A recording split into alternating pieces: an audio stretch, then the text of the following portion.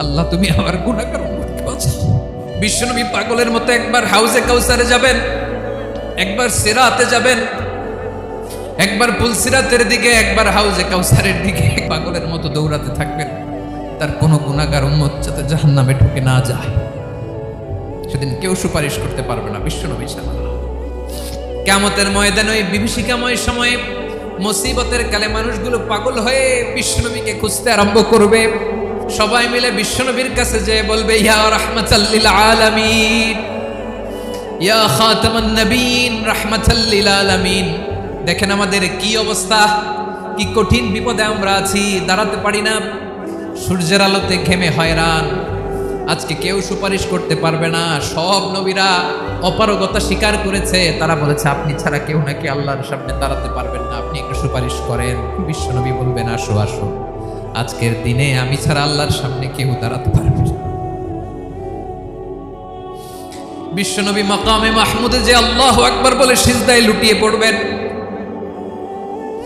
আল্লাহ রাব্বুল আলামিন বিশ্বনবীকে এমন কিছু চমৎকার শব্দ শিখাবেন, ওই শব্দগুলো দিয়ে আল্লাহর প্রশংসা করে বিশ্বনবী কাঁদতে আরম্ভ করবেন। বিশ্বনবী এমন ভাবে অজর দ্বারায় সিজদায় লুটিয়ে পড়ে কাঁদবেন, রব্বুল আলামিনের রহমতের দরিয়ায় জোশ লেগে যাবে। রব্বুল আলামিন এই দৃশ্য থেকে সহ্য করতে পারবেন না। রব্বুল আলামিন বলবেন, ইয়া মুহাম্মদ ইরফা রাসাক, ও নবী আপনি মাথা তোলেন, মাথা তোলেন, আপনার কান্না আমি সহ্য করতে পারি না। নবী আপনি মাথা তোলেন, সাল তুতা, আজকে আপনি যা চাবেন তাই দেব। নবী আপনি সিজদা থেকে মাথা তুলেন, সাল তুতা, যা চাবেন তাই দেব। ওয়াশফা তুশাফা, যার জন্য সুপারিশ করবেন তার সুপারিশ কবুল করে নেব। বিশ্বনবী এবার মাথা তুলবেন। যে বিভীষিকাময় সময়ে প্রত্যেক নবী বলেছেন আমি পারবো না, প্রত্যেক নবী বলেছেন নাফসি নাফসি, আমার কি হবে আমি জানি না, আল্লাহ আমারে বাঁচাও। প্রতিটি নবী বলবেন নাফসি নাফসি, আল্লাহ তুমি আমারে বাঁচাও, আমারে বাঁচাও। বিশ্বনবী মাথা তুলবেন, তুলে বলবেন রব্বি হাবলি উম্মতি, আল্লাহ তুমি আমার গুনাহগার উম্মতকে বাঁচাও। এই দুনিয়ার বুকে রব্বুল আলামিন সব নবীকে একটা করে দাওয়া মুস্তাজাবা দিয়েছেন, মানে যে দোয়া করলে কবুল হয়ে যায় সাথে সাথেই। দাও বিহা, দুনিয়ার সব নবীরা ওই দোয়াটা দুনিয়ায় করে ফেলেছে। সব নবীকে আল্লাহ একটা করে দোয়া দিয়েছেন, নবী দোয়া করলেই কবুল। সব নবীরা ওই দোয়া করে ফেলেছে দুনিয়াতে। বিশ্বনবী বলেন আমি করি নাই। ওয়া ইন্নী আখতাবিউ দাওয়াতি শাফাআতান লি উম্মতি ইয়াউমাল কিয়ামাহ, আমার ওই স্পেশাল দোয়াটা আমি দুনিয়ার বুকে কঠিন বিপদে পড়েও কোনোদিন করি নাই। আমি আমার স্পেশাল দোয়াটা কিয়ামতের দিন আমার গুনাহগার উম্মতকে সুপারিশের জন্য রেখে দিয়েছি। আল্লাহ বলবেন নবী ইরফা রাসাক, মাথা তোলেন, আর কাটবেন না। বিশ্বনবী মাথা তুলবেন, আল্লাহ বলবেন সাল তুতা, আপনি যা চাবেন তাই দেব। ওয়াশফা তুশাফা, সুপারিশ করেন, সুপারিশ কবুল করব। বিশ্বনবী বলবেন আল্লাহ ওই স্পেশাল দোয়াটা দুনিয়াতে করি নাই, আজকে আমি তোমার দরবারে দাঁড়িয়ে কিয়ামতের দিন ওই দোয়াটা করছি। আল্লাহ আমার যে উম্মতের হৃদয়ে যাররা পরিমাণ ঈমান আছে, আমার একটা উম্মতকেও তুমি জাহান্নামে ঢোকাতে পারবে না।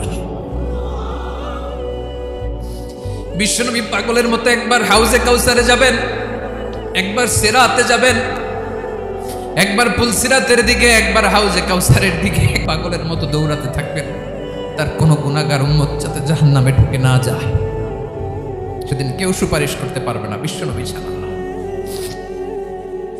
এজন্য 5 নম্বর আল্লাহ বললেন মান যাল্লাযী ইয়াশফাউ ইনদাহু ইল্লা বিইযনিহি, কার সাহস আছে, কার এত বড় বুকের পাটা কিয়ামতের কঠিন দিন আল্লাহর সামনে দাঁড়িয়ে সুপারিশ করবে?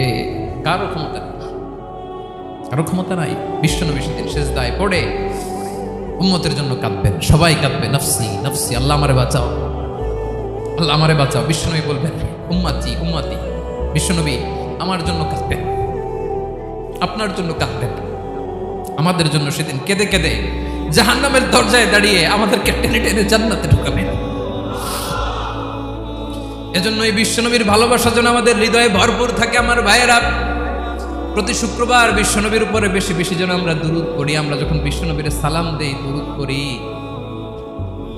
একদল স্পেশাল ফেরেশতা আছে যারা বিশ্বনবীর দুরূদটা নিয়ে সরাসরি বিশ্বনবীর রওজায় যায়, যে বলে অমুকের বেটা অমুক আপনারে সালাম দিয়েছে। বিশ্বনবী নিজ কবরের থেকে নিজেই সালামের উত্তর দেয়।